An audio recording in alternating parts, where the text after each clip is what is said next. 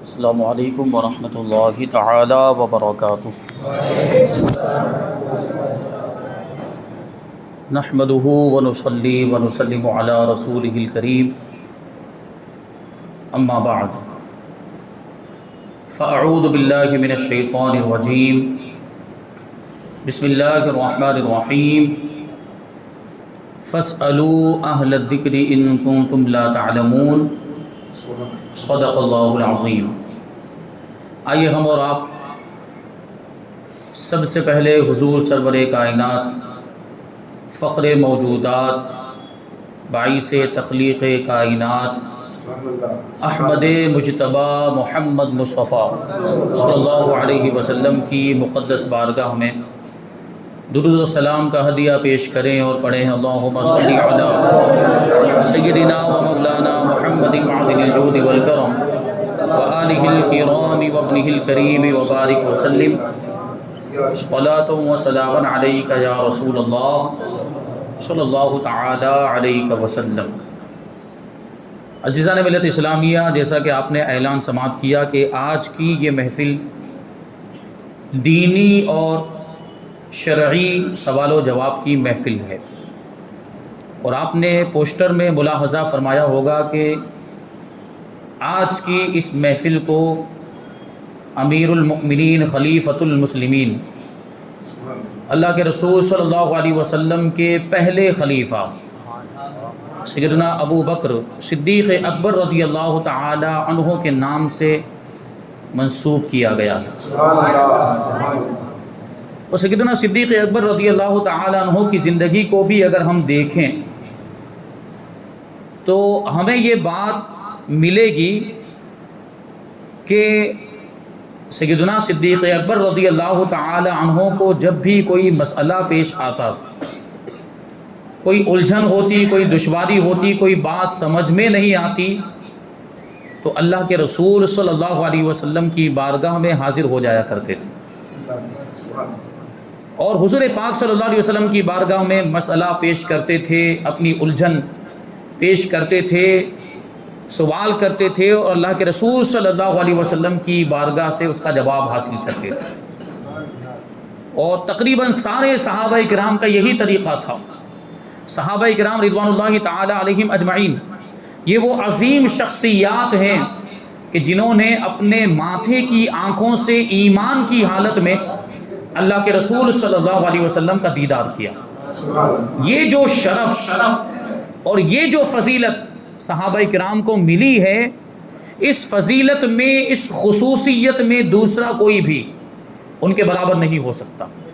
صحابہ کرام کو یہ مقام و مرتبہ ملا ہے، اس لیے تو کہا گیا کہ کوئی ولی کتنے بھی بڑے مرتبے پر کیوں نہ پہنچ جائے، غوث ہو جائے، قطب ہو جائے، ابدال ہو جائے، لیکن کسی صحابی کے مرتبے تک نہیں پہنچ سکتا، کیونکہ صحابی کو ایک فضیلت ایسی حاصل ہے، نبی پاک صلی اللہ علیہ وسلم کا دیدار، جو کسی اور کو حاصل نہیں ہے۔ تو تمام صحابہ کرام اپنے سوالات لے کر، اپنی الجھنیں لے کر، اور جو بھی مسئلہ ہوتا وہ اللہ کے رسول صلی اللہ علیہ وسلم کی بارگاہ میں حاضر ہو کر پیش کرتے تھے، اور اللہ کے رسول صلی اللہ علیہ وسلم کی بارگاہ سے اس کا جواب حاصل کرتے تھے، حکم معلوم کرتے اور اس کے مطابق عمل کرتے، زندگی گزارا کرتے تھے۔ تو کیا پتہ چلا کہ سوال کرنا یہ صحابہ کرام کی سنت ہے، اور جواب دینا نبی پاک صلی اللہ علیہ وسلم کی سنت ہے۔ تو آج الحمدللہ ہم نے انہی دونوں سنتوں کو زندہ کرنے کے لیے، انہی دونوں سنتوں پر عمل کرنے کے لیے اس محفل کا انعقاد کیا کہ صحابہ کی سنت پر بھی عمل ہو جائے اور نبی پاک صلی اللہ علیہ وسلم کی سنت پر بھی عمل ہو جائے۔ اور جیسا کہ آپ نے اعلان سماعت کیا، انشاءاللہ تبارک و تعالیٰ جو سوالات آئے ہیں اس کو ہم شامل کریں گے، وقت کا لحاظ کرتے ہوئے جو سوالات باقی رہ جائیں گے آئندہ کسی پروگرام میں ہم اس کو شامل کریں گے۔ ہو سکتا ہے آپ ہی کی مسجد میں دوبارہ پروگرام ہو، یا آپ کے علاقے میں کسی اور مسجد میں پروگرام ہو، اور امید کرتے ہیں کہ آپ حضرات اس میں بھی شرکت فرمائیں گے۔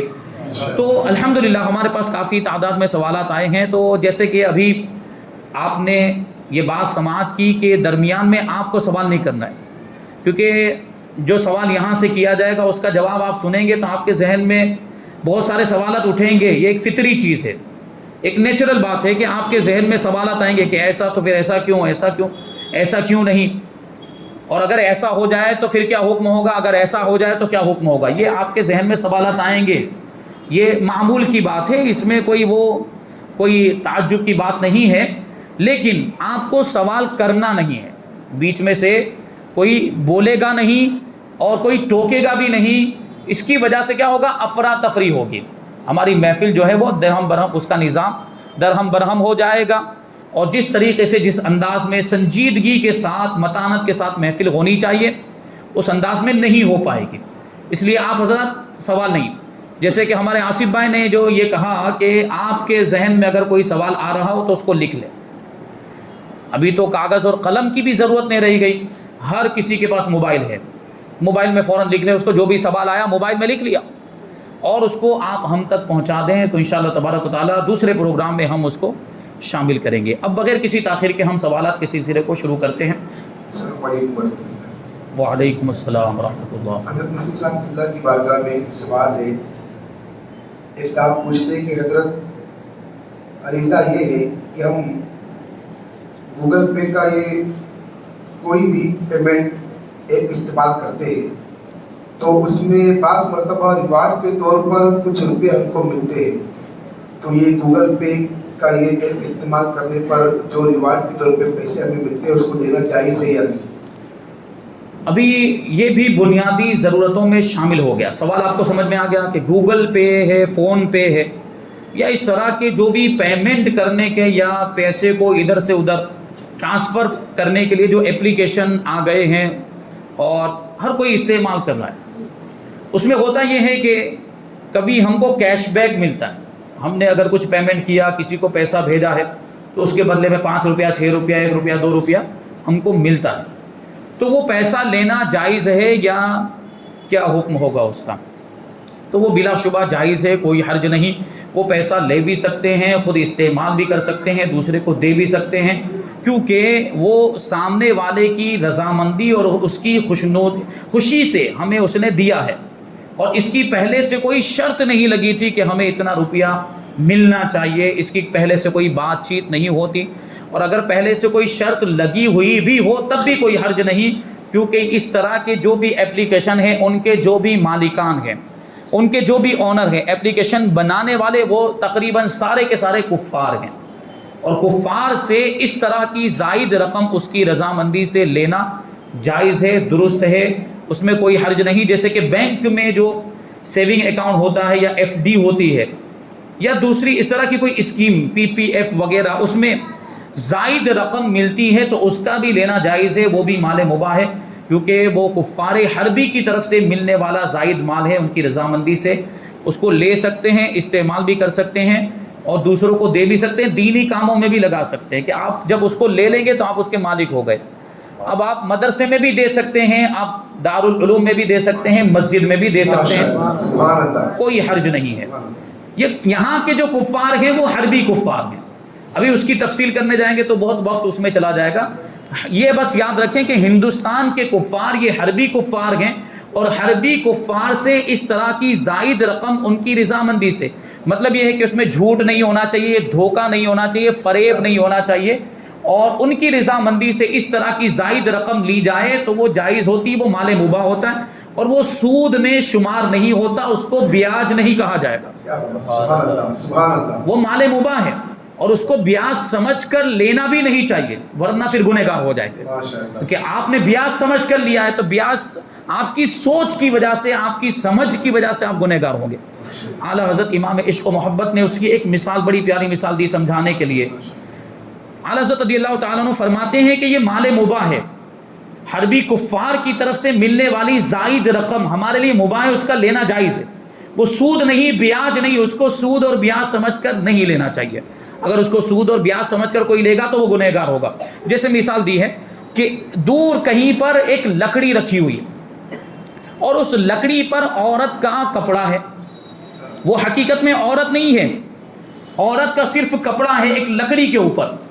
دور سے دیکھنے والا اس کو عورت سمجھے اور عورت سمجھ کر غلط نگاہ سے دیکھے تو وہ اگرچہ عورت نہیں ہے لیکن اس کی نیت اور ارادے کی وجہ سے گنہگار ہوگا. اس کو عورت سمجھ کے دیکھ رہا ہے. تو یہ جو رقم ملتی ہے زائد، یہ مال مباح ہے، مال مباح سمجھ کر ہی لینا چاہیے. سود سمجھ کر لیں گے تو پھر گنہگار ہوں گے. ماشاءاللہ ماشاءاللہ. اس سوال میں سوال تو گوگل پے بھی تھا، باقی بینک سے ملنے والا جو انٹرسٹ، جسے انٹرسٹ کہتے ہیں، سود سمجھ کے لیتے ہیں، یہ مسئلہ بھی حل ہو گیا. اور ماشاءاللہ اس ایک سوال میں کئی مسائل کے حل ہمارے سب کے ہو گئے. دوسرا سوال ایک ہمارے ذاکر بھائی ہے، وہ کرتے ہیں کہ حضرت میں کمپنی میں کام کرتا ہوں، اس کے مالک نے مجھ سے کہا ہے کہ مجھے کچھ کاریگر چاہیے کام کرنے کے لیے. تو میں نے ان سے کہا کہ ایک کاریگر کے 500 لگیں گے، اور میں کاریگر لے آیا، لیکن میں نے اس کاریگر کو 300 روپے دیے اور 200 روپے جو ہے وہ میں نے لے لیے. تو کیا وہ پیسے میرے لیے جائز ہے؟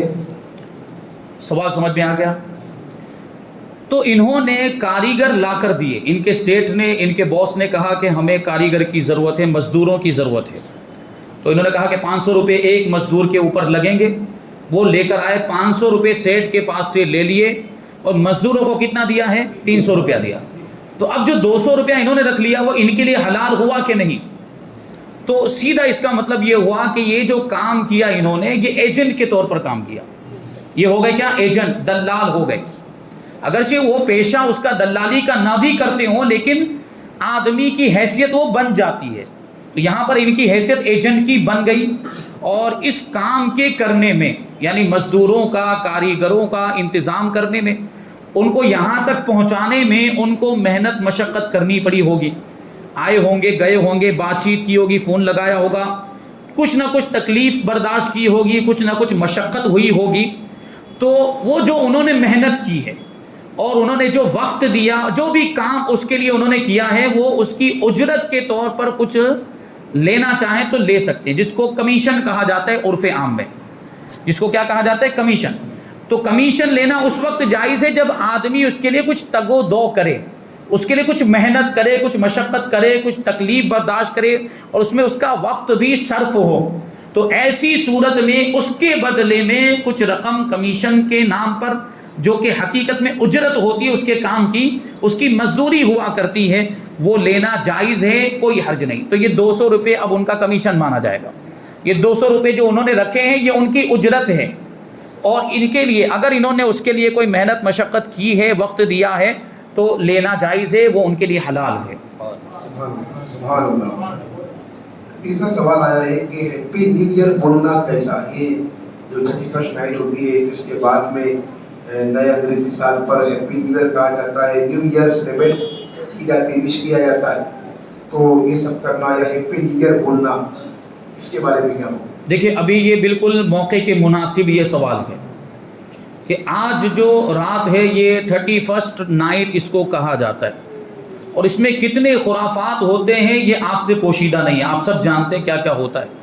بے حیائی کے کام ہوتے ہیں، گناہوں کے کام ہوتے ہیں، خرافات ہوتے ہیں، شراب نوشی بھی ہوتی، زناکاری بھی ہوتی ہے، بدکاری بھی ہوتی ہے، آتش بازی بھی ہوتی ہے، میوزک چلایا جاتا ہے، گانے ہوتے ہیں، ناچ ہوتا ہے، اور کتنے بے حیائی کے کام. یہ پورا جو یہ منایا جاتا ہے جس انداز میں، یہ گناہوں کا مجموعہ ہوتا ہے، اور آپ سب جانتے ہیں. اب سوچیں کہ جس وقت یہ سب جو کر رہے ہوتے ہیں، اس وقت ان پر اللہ کی کتنی لعنت برس رہی ہوگی. ایسے مجمع میں جائے اگر کوئی تو وہ بھی اس لعنت کا مستحق ہو جائے، اللہ کی رحمت سے دور ہو جائے.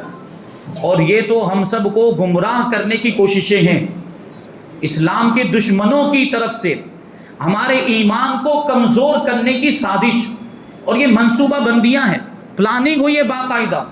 کیونکہ ان کو پتا چل گیا ہے کہ ایمان والے کے پاس، ایک مسلمان کے پاس سب سے بڑی دولت اگر کوئی ہے، سب سے بڑی طاقت اگر کوئی ہے تو وہ ایمان کی طاقت ہے. سبحان اللہ. بے شک ایمان جب تک مضبوط ہے، ایمان پاورفل ہے، مسلمان کو ہرایا نہیں جا سکتا.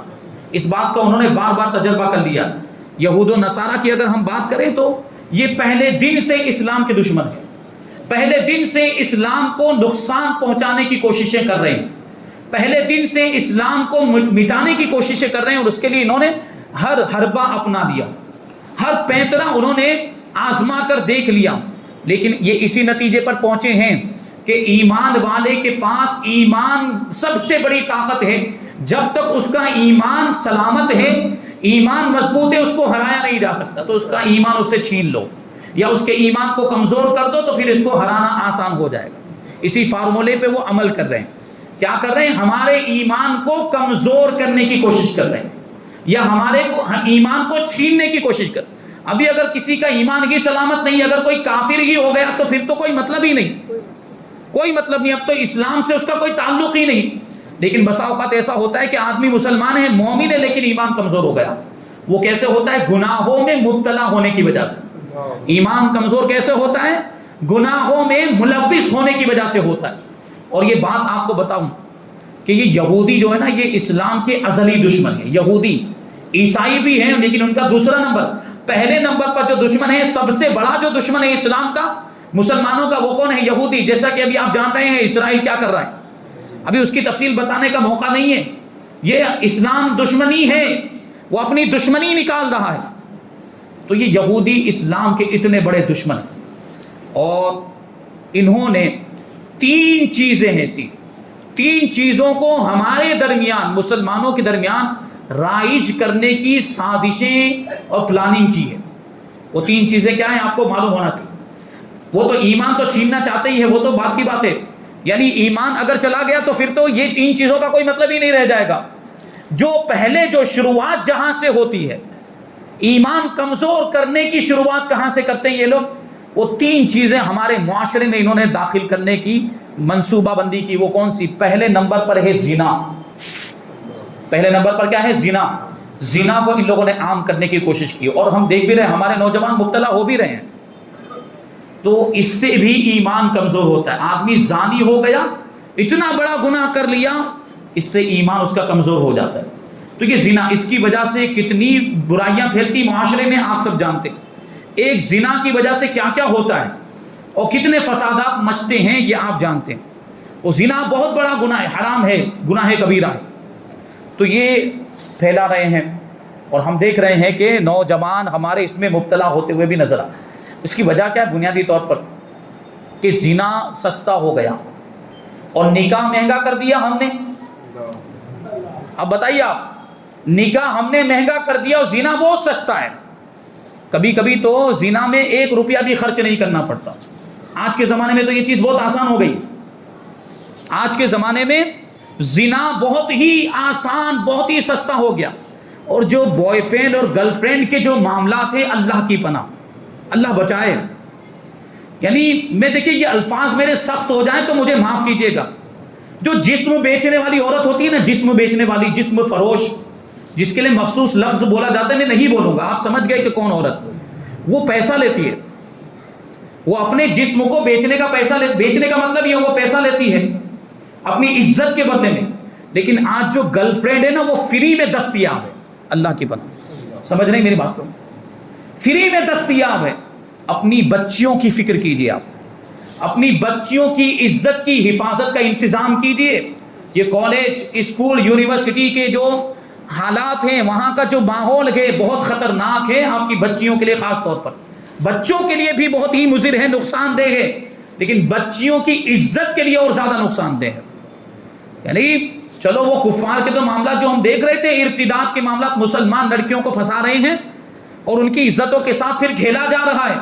یہ ہمارے مسلمان لڑکے بھی ہماری بچیوں کی عزتوں کے ساتھ کھیل رہے ہیں۔ یہ بھی تو عام بات ہو گئی، اس پر بھی تو توجہ دینے کی ضرورت۔ تو یہ تو ہم یہودیوں کی سازش کو کامیاب بناتے ہوئے نظر آ رہے ہیں۔ یہودیوں کی سازش ہے کہ زنا عام ہو جائے، اور ہم اس کو عام کرتے ہوئے نظر آ رہے ہیں۔ عام ہو رہا ہے زنا۔ وجہ کیا ہے کہ ہم نے نکاح کو مہنگا کر دیا، زنا سستا ہو گیا۔ اب آدمی پر جب شہوت کا غلبہ ہوگا، شہوت کا ہیجان ہوگا، تو بتائیے وہ نکاح کی طرف آئے گا یا زنا کی طرف جائے گا؟ جو چیز سستی ہے ادھر ہی تو جائے گا، زنا کی طرف۔ اسی وجہ سے زنا کے معاملات بڑھ رہے ہیں، اور نکاح کی طرف لوگ جلدی توجہ نہیں۔ عمریں زیادہ ہو جائے، 28 سال، 30 سال، 32 سال عمر ہو گئی، کیوں نکاح نہیں کر رہا؟ بھائی وہ جو خرچہ ہوگا نا، ابھی تک انتظام نہیں ہو پایا۔ 4 لاکھ روپے کا خرچہ ہونے والا ہے، ابھی 2 ہی لاکھ روپے ہوئے۔ اب سوچیں جس کی 28 سال کی عمر ہو گئی ہے اور ابھی تک شہوت کی تکمیل کا کوئی ذریعہ اسے نہیں مل پایا، حلال ذریعہ، تو حرام کی طرف جائے گا کہ نہیں جائے گا؟ اسی وجہ سے زنا عام ہو رہا ہے۔ تو نکاح کو سستا کیجیے۔ اور بچوں کی جلدی شادی کرنے کی کوشش کیجیے، بہت ٹائم مت نکالیے، جلدی شادی کیجیے، بالغ ہو جائے، 2-4 سال گزر جائیں، تجربہ کار ہو جائے، کمانے لگ جائے، لڑکا کمانے لگ جائے اور لڑکی امور خانہ داری میں ماہر ہو جائے تو اس کا نکاح کرا دیا جائے۔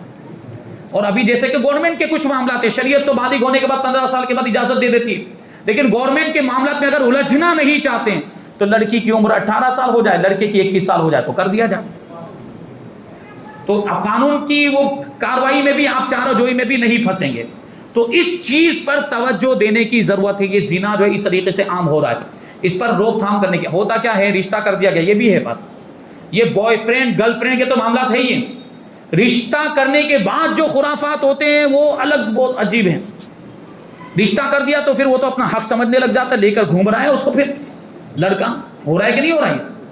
یہ بزرگ جو بیٹھے میں ان سے پوچھوں گا، آپ اپنے زمانے کے اعتبار سے بتائیں، رشتہ ہوتا تھا اس کے پاس، اس کے بعد لڑکے کو لڑکی کو دیکھنے کی اجازت ہوتی تھی؟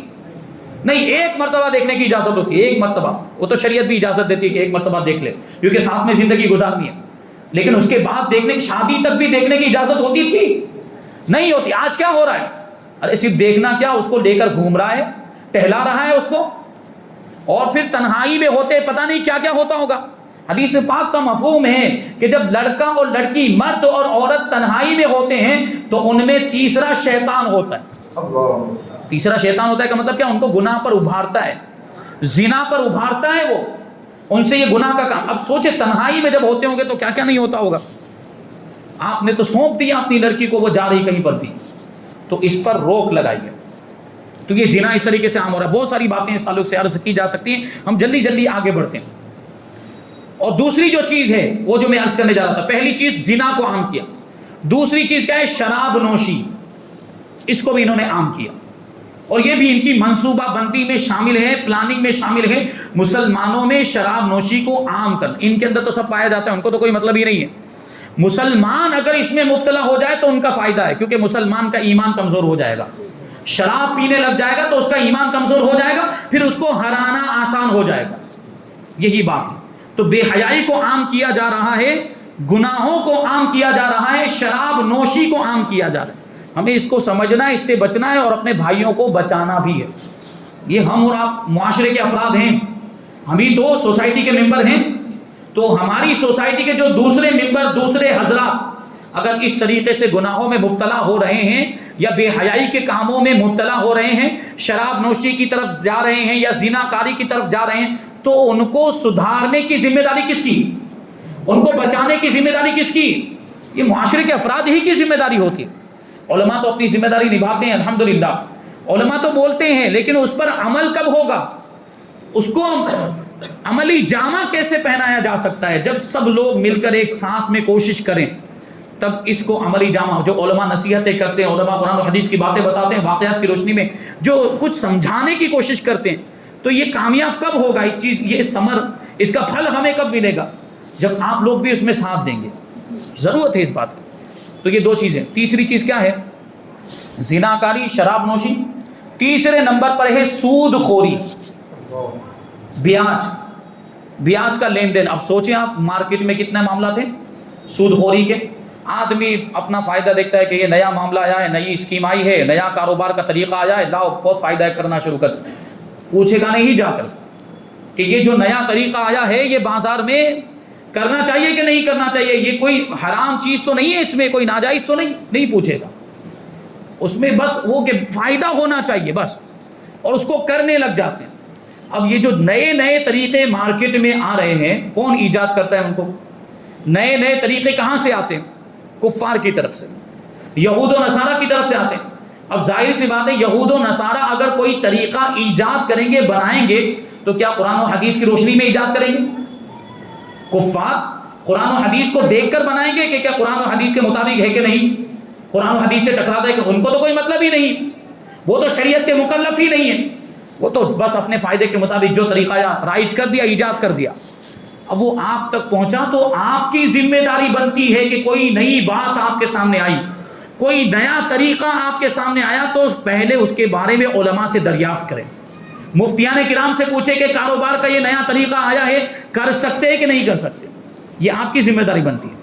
ہوتا کیا ہے، پہلے کرنے لگ گئے پھر ہو سکتا ہے کبھی کچھ سمجھ آئی یا کسی نے کچھ نصیحت کی تو دماغ سکھانے آیا، اب پوچھنے کے لیے آئے، اب پتہ چل رہا ہے کہ جو کر رہے تھے ابھی تک وہ ناجائز تھا، حرام تھا، سود تھا، بیاج تھا، تو بھائی تو اب پوچھنے آ رہا ہے، تجھے وہ کام کرنے سے پہلے پوچھنا چاہیے تھا تاکہ حرام میں مبتلا نہ ہو پاتا، یہ غلط کام کا مرتکب نہ ہو پاتا۔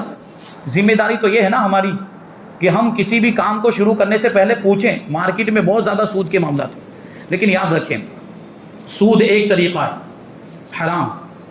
حرام کا طریقہ، حرام کمائی کا ایک طریقہ سود ہے، اور بھی 2-3 طریقے حرام کے ہو سکتے ہیں، لیکن اللہ تبارک و تعالیٰ نے سینکڑوں کی تعداد میں حلال ذریعے رکھے ہیں ہمارے لیے کمانے کے، اور علماء کرام نے تقریباً 700 بتائے، یعنی سوچے کہ 4-5 طریقے جو ہیں وہ حرام کے ہیں، حرام کمائی کے ذریعے، جبکہ اس کے مقابلے میں اللہ تبارک و تعالیٰ نے ہمیں تقریباً کتنے طریقے حلال کے عطا فرمائے؟ 700 طریقے عطا فرمائے۔ اب وہ تو آدمی بے وقوف ہوگا نا جو 700 کو چھوڑ کر 4-5 کی طرف جا رہا ہے۔ سوچو اللہ نے ہمیں کتنا، اور حلال میں برکت ہے، حرام میں برکت نہیں ہے۔ دیکھو جو حرام کماتے ہیں ان کی زندگی کیسی بے چینی والی ہے، سکون نہیں، اور جو حلال کماتے کم کماتے ہیں لیکن زندگی سکون کے ساتھ گزرتی ہے، اطمینان کے ساتھ گزرتی ہے، کیونکہ کمائی حلال ہے۔ حلال لقمہ پیٹ میں جائے گا تو اطمینان کی کیفیت تو ہوگی۔ پھر اللہ نے حکم دیا ہے حلال کھانے کا، اور رسول پاک صلی اللہ علیہ وسلم نے حلال لقمہ کھانے کا حکم دیا ہے۔ اور پھر عبادتوں کے بھی معاملات، عبادتوں میں بھی اگر سرور نہیں آ رہا، عبادتوں میں لطف نہیں آ رہا، نماز پڑھنے کا من نہیں ہو رہا ہے، تو غور کریں کہ کوئی حرام لقمہ تو نہیں گیا ہے، اس کا بھی یہ اثر ہوتا ہے، حرام لقمے کا بھی۔ ایک نوالا بھی اگر چلا جائے، علماء فرماتے کہ 40 دن تک عبادت قبول نہیں ہوتی، 40 دن تک قبول نہ ہونے کا مطلب کہ لذت نہیں ملتی، اس انداز کی عبادت نہیں ہو پاتی۔ جیسی اگر حلال کمائی کر کے حلال لقمہ، حلال غذا اگر کھائی ہو اور اس کے بعد عبادت کی جائے تو جو لطف آتا ہے وہ دیدنی ہوتا ہے۔ تو یہ چیز ہے، تو یہ جو ہے اس طریقے سے بے حیائیاں رائج کی جا رہی ہے۔ تو یہ جو نیو ایئر کا جو پروگرام ہوتا ہے یہ بھی اسی کا ایک حصہ ہے، یعنی ان کی قوم تو ان ساری چیزوں میں پہلے سے مبتلا ہے، ان کی قوم کہاں جاتی اس سے ان کو کوئی مطلب نہیں، اصل مقصد ان کا یہ ٹارگٹ کون ہے؟ مسلمان، ان کا نشانہ کون ہے؟ ایمان والے، کیونکہ وہ ہمارا ایمان چھیننا چاہتے ہیں، ہمیں ہمارے ایمان کو کمزور کرنا چاہتے ہیں۔ ان کا مقصد یہ ہے کہ مسلمان ان ساری چیزوں میں مبتلا ہو جائے، اور آج مسلمان ان ساری چیزوں میں مبتلا ہوتا ہوا نظر بھی آ رہا ہے۔ یہ نیو ایئر کی پارٹیوں میں جا رہے ہیں اور وہ ان ساری خرافات میں شرکت بھی کر رہے ہیں، کوئی بے حیائی کے کام، سارے بے حیائی کے کام مسلمان بھی کرتے ہوئے نظر آ رہے ہیں، گناہوں کے کام مسلمان بھی کرتے ہوئے، آتش بازی بھی کر رہے ہیں، میوزک بھی ہے، ناچ گانا بھی ہے، اور سب کچھ ہو رہا، اس میں مسلمان بھی شریک ہیں۔ سوچیں آپ کہ وہ کس قدر اللہ کی رحمت سے دور ہوتے جا رہے ہیں اور ان کا ایمان کتنا کمزور ہوتا جا رہا ہے، تو اس پر توجہ دینے کی ضرورت ہے۔ بہرحال جو سوال ہے اس پر ہم آتے ہیں، یہ سارے کام تو ناجائز حرام، اس انداز میں نیو ایئر کو منانا ہرگز جائز نہیں ہو سکتا۔ جو رواج ہے ابھی جس طرح کا جو منایا جاتا ہے، جو لوگ مناتے ہیں، اس انداز میں نیو ایئر منانا ہرگز جائز نہیں ہو سکتا، کیونکہ اس میں جو کام کیے جاتے ہیں وہ سب کے سب شریعت کے خلاف ہے، تقریباً سارے کے سارے شریعت کے خلاف ہے۔ ہاں اب یہ سوال کہ کسی کو ہیپی نیو ایئر کہنا یا کسی کو نیا سال مبارک یہ کہنا، اس کی گنجائش ہے، یعنی آپ دعا کے طور پر کسی کو کہہ رہے ہیں بھائی نیا سال شروع ہو رہا ہے، نیا سال آپ کو مبارک، یا آپ کا سال اچھے سے گزرے، برکت والا ہو جائے، یہ پورا سال آپ کے لیے برکت والا ہو جائے، خوشیوں سے بھرا ہوا ہو، یہ دعائیہ جملے ہیں تو اس کی اجازت ہے۔ ایسے ہی نارملی آپ ہیپی نیو ایئر وغیرہ بول دیں تو اس کی اجازت ہے، یہ نئے سال کی مبارکبادی کا یہ معاملہ ہے۔ لیکن جو دیوالی کی مبارکبادی دینے لگ جاتے ہیں، ہولی کی مبارکبادی دینے لگ جاتے ہیں، یا کفار کے مذہبی تہواروں کی مبارکبادی، وہ حرام ہے اور کفر کی طرف لے جانے والا کام۔ کیا مطلب ہوا؟ یعنی ان کے مذہبی تہوار پر آپ مبارکبادی، تو کیا اس کو اچھا سمجھ رہے ہیں آپ؟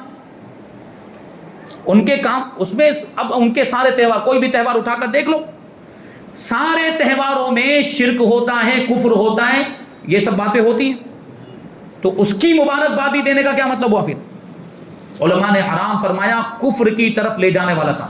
ہیپی نیو ایئر کی گنجائش ہے کیونکہ یہ ان کا کوئی مذہبی تہوار نہیں ہے، اور یہاں پر بھی بچیں تو بہتر ہے، کیونکہ ہمارا سال جنوری سے شروع نہیں ہوتا ہے، ہمارا سال تو محرم سے شروع ہوتا ہے۔ اسلامی سال کہاں سے شروع ہوتا ہے؟ محرم سے۔ اس وقت تو خوب مبارکبادی دینی چاہیے محرم کا جب مہینہ شروع ہو تو. ٹھیک ہے. ماشاء اللہ. ایک سوال صاحب کرتے ہیں کہ میرے گھر میں خواتین نماز ادا کرتی ہے تو جب وہ کچھ کام سے مصلی سے اٹھتی ہے تو کیا نماز کو موڑ دیتی ہے, تو اس کی کوئی شرعی وجہ ہے؟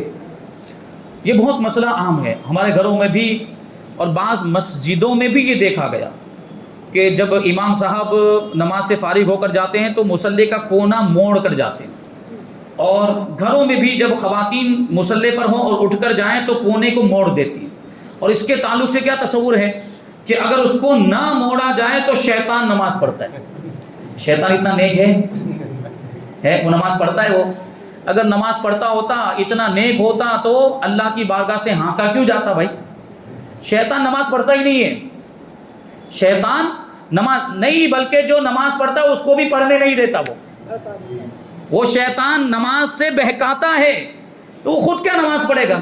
غلط تصور ہے یہ, غلط بات, بالکل بے اصل بات. شریعت میں اس کی کوئی اصل نہیں. بھائی موڑنا ہے تو پورا موڑ کے رکھیں آپ. اگر آپ کو موڑنا ہی ہے تو پورا موڑ کے رکھیں. ایک کنارہ موڑنے کا کوئی مطلب نہیں. ایک کنارہ موڑنے کا کوئی مطلب نہیں. اگر اس کو تہہ کر کے رکھنا ہے تو پورا تہہ کر کے رکھ دیں, پورا لپیٹ کر رکھ دیں, پورا فولڈ کر کے رکھ دیں, تو اس میں کوئی مسئلہ نہیں. یا اگر ایسے ہی کھلا ہوا بھی ہے تو بھی کوئی حرج نہیں. ایسے ہی کھلا ہوا ہے تب بھی کوئی حرج نہیں, کوئی مسئلہ نہیں. ایسے بھی رکھا, جیسے مسجدوں میں عام طور پر مصلی ایسے ہمیشہ بچھا ہوا رہتا ہے, کوئی حرج نہیں. یہ بھی تو مصلی ہے. یہ جو صفیں بچھی ہوئی یہ بھی تو مصلی ہے. مصلی مطلب نماز پڑھنے کی جگہ. تو اگر وہ ضروری ہے موڑنا تو پھر اس کو بھی موڑ دینا چاہیے. تو کھلا ہوا بھی رکھا جا سکتا ہے, اور موڑنا ہے تو پورا موڑ کے رکھ دے. ایسا ہی قرآن شریف کے بارے میں بھی مشہور ہے. قرآن شریف کھلا رکھ کے نہیں جانا چاہیے تو شیطان پڑھے گا. وہی بات آ جاتی ہے بھائی, شیطان کیوں پڑھے گا؟ شیطان پڑھتا ہی نہیں ہے قرآن شریف. ٹھیک ہے, تو یہ غلط مشہور ہے. یہ جو بات جو انہوں نے پوچھی ہے غلط مشہور ہے, اور ایسی سوچ نہیں رکھنی چاہیے. جو شریعت کا حکم ہے اس کے مطابق عمل کرنا چاہیے. مجھ سے صورت سے ایک سوال ہے کہ ایک صاحب پوچھتے ہیں کہ کبھی کبھی جب میں صبح اٹھتا ہوں تو محسوس ہوتا ہے کہ شاید میری منی کے 2-3 قطرے نکل گئے ہیں, تو کیا اس سے غسل فرض ہو جاتا ہے؟ دیکھیے, یہ احتلام کے بارے میں سوال پوچھ رہے ہیں. احتلام جو ہوتا ہے وہ شیطان کی طرف سے ہوتا ہے. یعنی شیطان خواب میں جنسی مناظر دکھاتا ہے, اور دیکھنے والا یہ سمجھتا ہے کہ وہ خود وہ عمل کر رہا ہے, اور اس کی وجہ سے کبھی جو ہے وہ نائٹ فال ہو جاتا ہے, جس کو احتلام کہا جاتا ہے. تو ایسی صورت میں اگر صبح اٹھے ہیں اور آپ نے تری پائی کپڑوں پر, کپڑے بھیگے ہوئے ہیں, تو ایسی صورت میں غسل فرض ہو جائے گا. غسل فرض ہو جائے گا, یعنی آپ کو خواب بھی یاد ہے اور آپ نے تری بھی دیکھی تو غسل فرض ہو جائے گا. کبھی ایسا ہوتا ہے کہ خواب یاد نہیں لیکن تری دیکھی. خواب میں کیا احتلام معلوم نہیں, ایسا کوئی جنسی منظر دیکھا تھا کہ نہیں دیکھا وہ نہیں یاد آ رہا ہے, لیکن تری موجود ہے تب بھی غسل فرض ہے. لیکن انہوں نے جو سوال پوچھا ہے وہ صورت الگ ہے. انہوں نے کیا پوچھا ہے کہ احتلام یاد ہے لیکن کیا سوال ہے؟ بس 1-2 قطرے دیکھے. اچھا, 1-2 قطرے دیکھے. احتلام یاد ہے کہ نہیں؟ ان کو خواب, ہاں ان کو خواب یاد ہی نہیں ہے کہ خواب کیا تھا, اور 1-2 قطرے محسوس ہوئے. محسوس ہوئے کا لفظ ہے. اور یہ کبھی کبھی ان کو ایسا ہوتا ہی رہتا ہے کہ 1-2 قطرے محسوس ہوتے ہیں. جی محسوس ہوتے. دیکھیں محسوس ہونا ایک الگ چیز ہے. محسوس ہونا الگ چیز ہے, اور تری کا پایا جانا الگ چیز ہے. اگر تری واقعی پائی گئی ہے تو غسل فرض ہے, لیکن صرف محسوس ہوئے, وہاں پر تری کا کوئی اثر نہیں. ایک تو کپڑا بھیگا ہوا ہے, ایک تو کبھی ایسا ہوتا ہے کہ کپڑا جو ہے وہ کڑا ہو جاتا ہے وہاں پر اتنے حصے میں جہاں پر منی لگی ہوئی ہے, تو اس سے بھی یقین ہو جاتا ہے کہ منی خارج ہوئی ہے, تو ایسی صورت میں بھی غسل فرض ہو جائے. لیکن کوئی علامت نہیں, کوئی نشانی نہیں, کوئی تری نہیں, کوئی کڑاپن نہیں ہے, تو ایسی صورت میں غسل فرض نہیں ہوگا. ماشاءاللہ. یہ سوال کرتے ہیں کہ یہ کسی سرکاری کمپنی میں جاب کرتے ہیں, نوکر ہیں, اور کبھی کبھی سرکاری کام وہ دوسری کمپنی دوسرے لوگوں کے کر دیتے ہیں, تو ان کمپنیوں کی طرف سے انہیں بخشش دی جاتی ہے, تو کیا یہ ان کے لیے جائز ہے لینا؟ دیکھیے یہ وہی بات ہے, اس کا جواب تقریباً گزر چکا ہے کہ وہ اپنی مرضی سے کچھ دے رہے ہیں. پہلے سے اس کی کوئی شرط نہیں لگی تھی. وہ کفار ہوتے ہیں عام طور پر یہ لوگ, وہ اپنی مرضی سے بخشش کے نام پر کچھ دے رہے ہیں, تو اس کا لینا جائز ہے, کوئی حرج نہیں. آپ نے کام کیا, آپ کے کام سے خوش ہو کر وہ بخشش, جس کو ٹپ بھی کہا جاتا ہے, وہ کبھی ایسے دے دیا جاتا ہے, تو اس کی اجازت ہے, وہ لے سکتے ہیں, کوئی حرج نہیں. टेक्सटाइल मार्केट से एक सवाल है हजरत कि मेरी दुकान सूरत टेक्सटाइल मार्केट में है और वहाँ उर्फ ये है कि पूरे साल का या 2 साल का भाड़ा दुकान जो है दुकान देने से पहले लिया जाता है, तो क्या ये करना जायज़ है? जायज़ है, कोई हर्ज नहीं। क्या होता है, एडवांस में पूरे साल का किराया ले लिया, 12 महीने का किराया एक साथ में ले लिया, या 2 साल का 24 महीने का किराया एक साथ में ले लिया, तो जहां ऐसा चलता है वहां उसकी इजाजत, या दोनों राजी हैं आपस में, दुकान देने वाला और दुकान लेने वाला इस पर राजी हैं कि हम पूरे 1 साल का किराया एक साथ में दे देंगे या 2 साल का किराया एक साथ में दे देंगे, तो उसकी मर्जी, कोई हर्ज नहीं। लेकिन इसके अलावा ये किराए की रकम मुतय्यन हो गई, अब उसके अलावा एक्स्ट्रा कुछ रकम अगर मांगे तो वो गलत है। ये किराया उन्होंने एडवांस में दे दिया, अब 1 महीना पूरा होने पर कहे कि और लाओ, तो वो जायज़ नहीं होगा। जो किराया तय हुआ है वो किराया इस तरीके से एडवांस में पेशगी अदा किया जा सकता है, इसमें कोई हर्ज नहीं है। माशाअल्लाह। ये भी मार्केट से सवाल है, अगर सूरत की मार्केट में कंपटीशन बहुत ज़्यादा होने की वजह से हम लोग 100 मीटर का कपड़ा जो है 95 में बेचते हैं, 100 रुपये का 95 रुपये में बेचते हैं, बट बोल कर कि रेट 95 की होंगी तो पूरी 100 की नहीं, तो क्या जायज़ है? जी, क्या आखिर में बोल कर कि रेट 95 की होंगी पूरी 100 की नहीं, तो क्या ये जायज़ है? यानी ये मुझे समझ में आया कि कपड़ा जो होता है वो 100 मीटर कपड़ा बेचा जाए तो मार्केट में कंपटीशन होने की वजह से ये 5 रुपये कम करके बेचते हैं। मिसाल के तौर पर उन्होंने 95 बताया, यानी 100 मीटर कपड़ा वो 95 रुपये में बेचते हैं। लेकिन अब यहाँ आगे उन्होंने सवाल में ये जिक्र किया है कि बाद में उनको ये कह देते हैं कि ये 100 मीटर है ही नहीं, ये 95 मीटर ही है, ऐसा है ना समझ? 95 मीटर ही कपड़ा होता है, 100 की नहीं है, वो 100 मीटर नहीं होता, वो 95 मीटर ही कपड़ा होता है और 95 रुपये में ही दिया जाता है। तो फिर 100 मीटर बोलने की जरूरत ही क्या है? फिर 100 मीटर बोलने की हाजत ही नहीं है, ये धोखा देना हुआ। आप 95 बोलकर ही बेचें, 95 मीटर है, आप 95 मीटर ही को 95 में बेचना चाह रहे हैं तो 95 बोल कर दें। पहले 100 बोलना और ये कहना कि 100 मीटर कपड़ा जो है वो 95 रुपये में है, ये ग्राहकों को धोखा देना है, मुतवज्जे करने के लिए, उनको मुतवज्जे करने के लिए। फिर वो करीब में आता है, पास आता है, फिर कहते हैं कि 95 में 95 मीटर ही मिलेगा, तो ये धोखा देना हुआ, इसकी इजाजत नहीं है। हाँ, वो खरीदो फरोख्त बाद में अगर वो राजी हो जाता तो खरीदो फरोख्त जायज़ हो जाएगी। 95 रुपये में 95 मीटर ले लिया है तो खरीदो फरोख्त जायज़ है, वो कपड़े का मालिक हो जाएगा, ये उसके दाम का मालिक हो जाएगा। लेकिन इब्तिदा में जो उसने ये मामला किया कि 100 बोलकर 95 की बात की बाद में, तो ये गलत है, ये तरीका दुरुस्त नहीं है, ये धोखा है, इसकी इजाज़त नहीं है। बस टाइम हो गया, एक सवाल ले लेते हैं, आखिरी सवाल। एक सवाल है कि मेरा काम मिल का है जहाँ बहुत गर्मी होती है, पसीना बहुत ज़्यादा आता है, वहाँ से निकलता हूँ तो पसीने की बदबू की जिस्म में रहती है, कपड़ों में रहती है, तो क्या ऐसी हालत में मैं मस्जिद में नमाज पढ़ने के लिए आ सकता हूँ? बहुत अहम सवाल है और इस सवाल के जवाब में आपके बहुत सारे मसाइल का हल मौजूद है कि बदबू, मेन जो मसला है वो है बदबू का। और आपको ये मसला मालूम होना चाहिए कि मस्जिद में कोई भी बदबूदार चीज़ लाना जायज़ नहीं, बल्कि हदीस शरीफ में तो यहाँ तक फरमाया गया कि कच्चा लहसुन खाकर या कच्ची प्याज खाकर मस्जिद में आने की इजाज़त नहीं है, क्योंकि कच्चा लहसुन खाएंगे तो क्या होगा, मुंह से बदबू आएगी, कच्ची प्याज खाकर आएंगे तो उससे भी मुंह से बदबू आएगी। और हदीस पाक में इसकी इल्लत भी बयान की गई कि जिससे इंसानों को तकलीफ होती है उससे फरिश्तों को भी तकलीफ होती है। अब इससे इंसानों को तो तकलीफ होगी, जो आपके अगल बगल में जो नमाजी खड़े होंगे आपकी बदबू की वजह से उनको तकलीफ होगी, तो फरिश्तों को भी इससे तकलीफ। और इससे ये भी बात साबित होती है कि हम जब नमाज पढ़ने के लिए मस्जिद में हाजिर होते हैं तो हमारे साथ उस वक्त फरिश्ते भी होते हैं, और कुछ फरिश्ते तो हमेशा इंसान के साथ रहते हैं, किरामन कातिबिन हमेशा साथ में रहते हैं, और वो जो नाम आमाल लिखते हैं, हिफाजत करने वाले फरिश्ते भी हमेशा साथ में रहते हैं, रहमत के फरिश्ते भी होते हैं। तो अगर इस तरह का कोई मामला हुआ तो उन फरिश्तों को भी तकलीफ होती है, और जो मस्जिद में फरिश्ते आए हुए होते हैं उनको भी तकलीफ होती है। तो कोई भी बदबू वाली चीज़ मस्जिद में लाने की इजाज़त नहीं, यहाँ तक कि मिट्टी का तेल भी जलाने से उलमा ने मना फरमाया। अभी तो तेल जलाने के मामला ही नहीं रह गए, अब लाइट है, बिजली है, इलेक्ट्रिसिटी है, तो इसकी वजह से तो अब वो होता होगा अभी भी कहीं पर गांव देहात में وہ دیوا جلایا جاتا ہے، دیا جلایا جاتا ہے، اس میں مٹی کا تیل ڈالا تو اس سے کیا ہوتا ہے؟ بدبو نکلتی ہے، اس لیے علماء نے اس کو بھی منع فرمایا۔ تو یہ جو صاحب پوچھ رہے ہیں، اگر ان کی جسم سے جو بدبو آ رہی ہے، اس بدبو کی کیفیت یہ ہے کہ جس سے اگل بگل نمازیوں کو تکلیف پہنچے گی تو پھر ان کو آنے کی اجازت نہیں ہے۔ اگر وہ بدبو ایسی ہے کہ معمولی سی بدبو ہے جس سے عام طور پر کسی کو تکلیف نہیں پہنچتی تو آ سکتے ہیں، اجازت ہے۔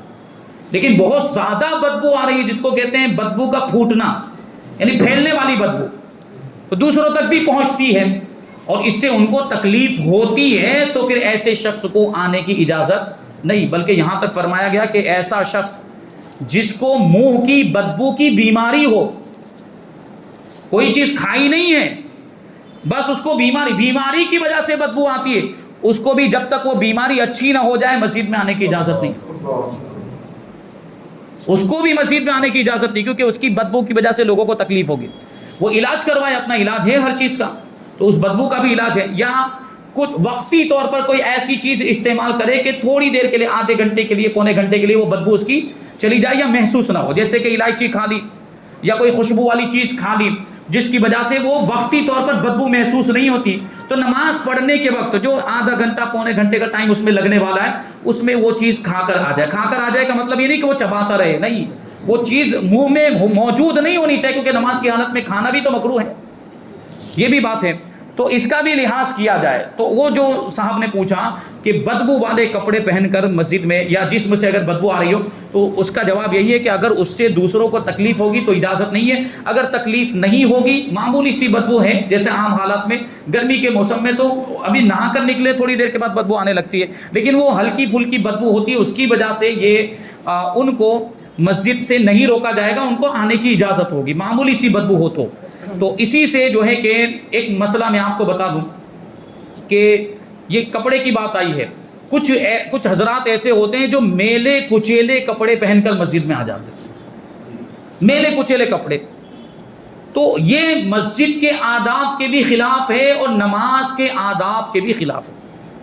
آپ یہ تو دیکھیں کہ آپ کہاں آئے ہیں، آپ اللہ کی بارگاہ میں آئے، مسجد اللہ کا گھر ہے، کس کی عبادت کرنے کے لیے آئے؟ اللہ کی عبادت کرنے کے لیے آئے، اور میلے کچیلے کپڑے پہن کر آ گئے، یا وہ کپڑے کبھی پہن کر آ جاتے ہیں جو آدمی رات میں سونے کے وقت پہنتا ہے، نائٹ سوٹ پہن کر آ گئے۔ تو یہاں حکم یہ ہے مسجد میں ایسا لباس پہن کر آئے جیسا لباس اگر وہ کسی بڑے کے یہاں جائے، چاہے دین کے اعتبار سے کوئی بڑا ہو یا دنیا کے اعتبار سے کوئی بڑے عہدے پر ہو، اس کے پاس جو لباس پہن کر جاتا ہے ویسا لباس پہن کر آئے، اور جو لباس پہن کر وہ کسی بڑے کے پاس نہیں جاتا، اس میں اس کو شرم آتی ہے یا اس میں اس کو آر محسوس ہوتی ہے، ایسا لباس پہن کر اس کو مسجد میں آنے کی بھی اجازت نہیں۔ اب بتائیے میلا کچیلا لباس پہن کر کسی آفیسر کے پاس جائے گا؟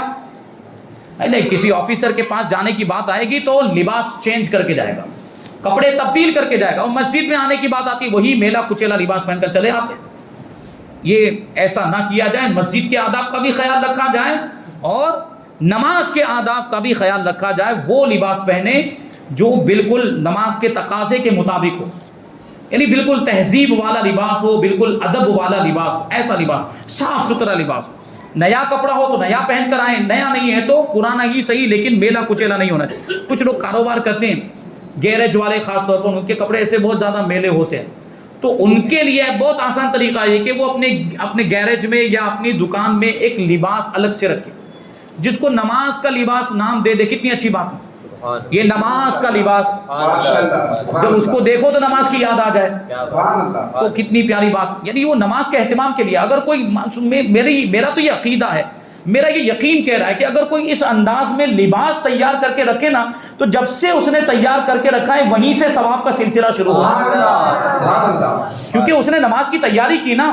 جو نماز کی تیاری کرتا ہے، جو نماز کے انتظار میں ہوتا ہے، جب تک نماز کے انتظار میں رہے گا تب تک اس کو ثواب ملتا ہی رہتا ہے۔ تو یہ بھی تو ایک طرح کی تیاری ہے، لباس تیار کر کے رکھنا۔ تو جب نماز کا وقت آئے، لباس بدل لے، کتنی دیر لگتی ہے بھائی لباس تبدیل کرنے میں، اور وہ اچھا لباس پہن کر نماز پڑھنے کے لیے آئے، میلا کچیلا لباس پہن کر نماز پڑھنے کے لیے نہ آئے۔